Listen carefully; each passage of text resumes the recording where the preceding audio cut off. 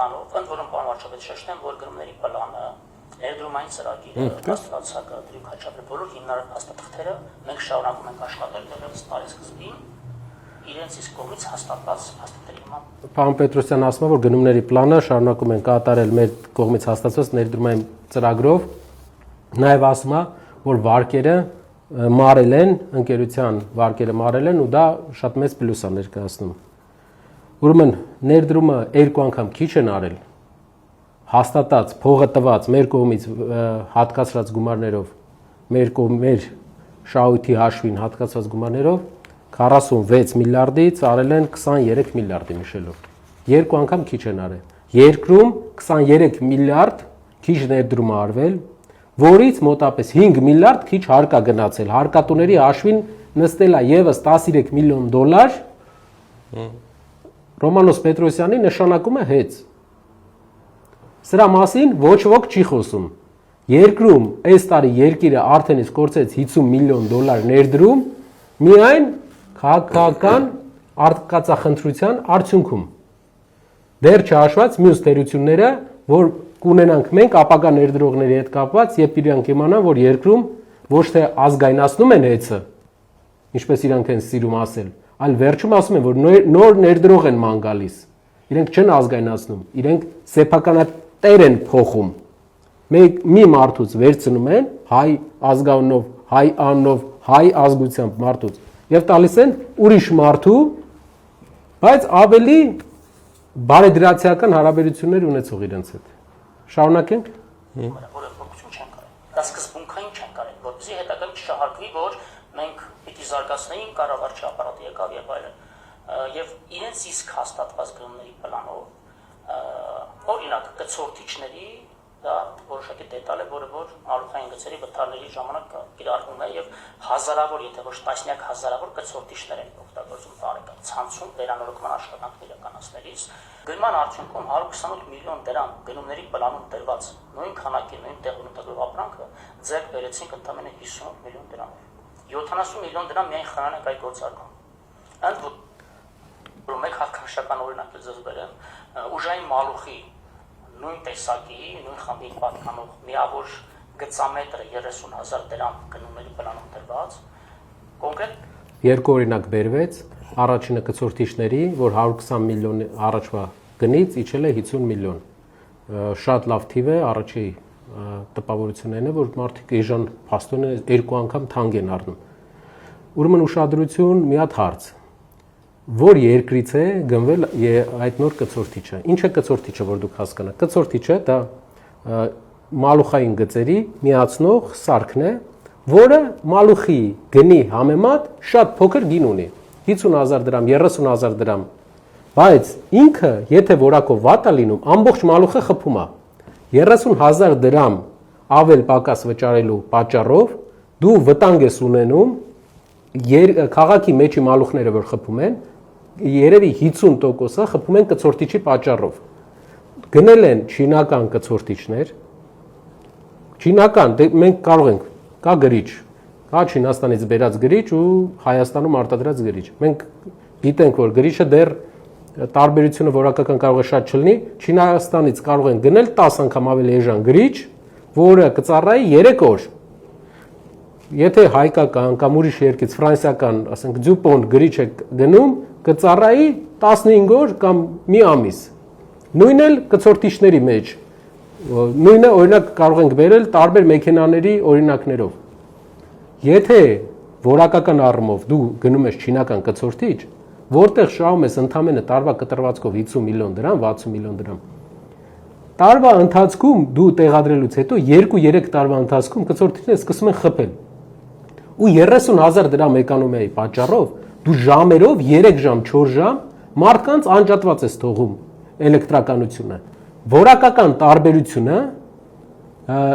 անջատումների ու ոչ անջատումների նրա մեջ է, որ կցորդիչները ու մի քանի այլ բաներ որակյալ պետք է առնես։ Գների տարբերությունը հաշվի առնելով անգամ պետք է որակյալ առնես։ Չինական մենք կարող ենք բերել չինական ամենաէժանը եւ չունենալ որակական լավ իրավիճակ։ Կարևոր է նյուանսների մեջ խորանալը, ոչ թե մարդկանց աչքին ինչ որ շղաշ մի բան էլ հավելեմ էլի նարեկ ջան, ավելին, հա, եթե նույնիսկ մենք թանկ առնեինք, հա, մեր որակյալը, էլի այդ գործողությունը հանձնաժողովը, այո, մի հատ նայելու է, եթե դա թանկ է, եթե թանկ է, ինքը 20 տարում պետք է մեզ վերադարձնի, կարա չվերադարձնի, կեսն էլ վերադարձնի, միլիոնավոր, տասնյակ միլիոնավոր, տենց օրինակներ կան, բայց մենք գնում ենք թանկ, երբեմն թանկ առնելու որակի հաշվին։ Կցորդիչը պատկերացնում եք 100 միլիոն դրամանոց գիծես փռում 30,000 դրամի վրա կցորդիչի վրա էկոնոմիա է ստանում։ Ուզում եմ երկրորդ բանն էլ դնեմ, որ ինքը հետաքրքիր բան ասի։ Մինչ այս տարիների վեր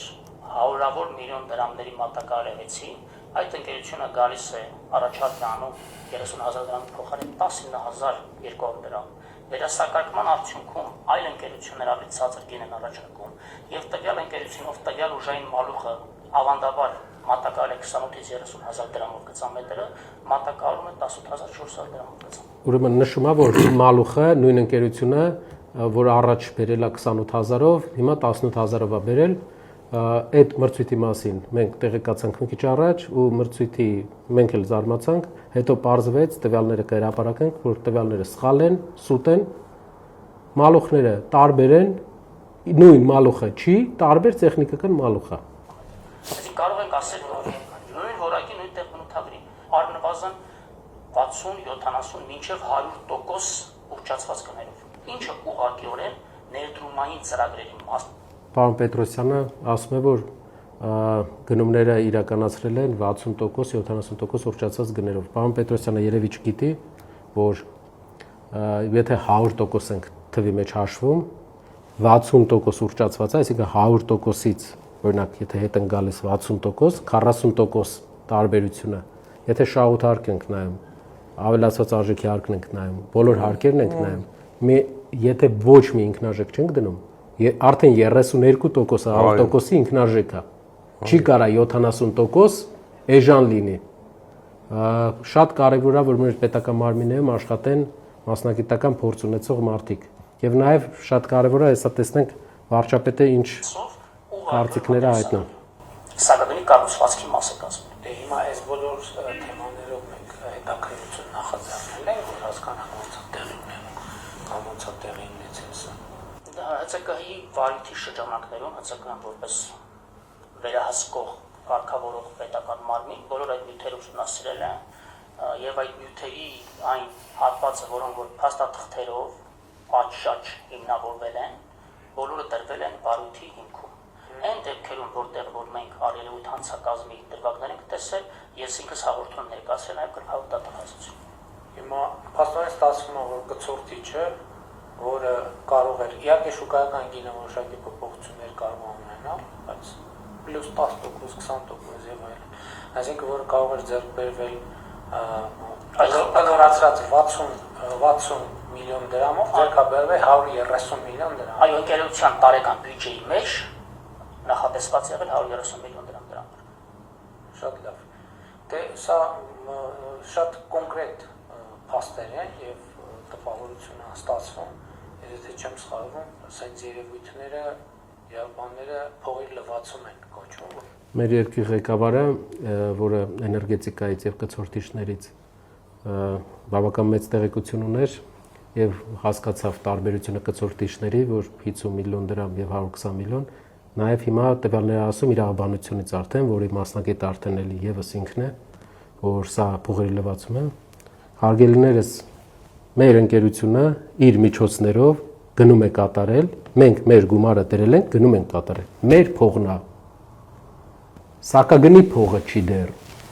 Սակագինը վերադարձնելու 20 տարի հետո։ Կամ վարչապետը չի խորանում, կամ խորանում է, մտածում է հասարակությունը չի խորանում, որովհետև մի քիչ բարդ ոլորտ է։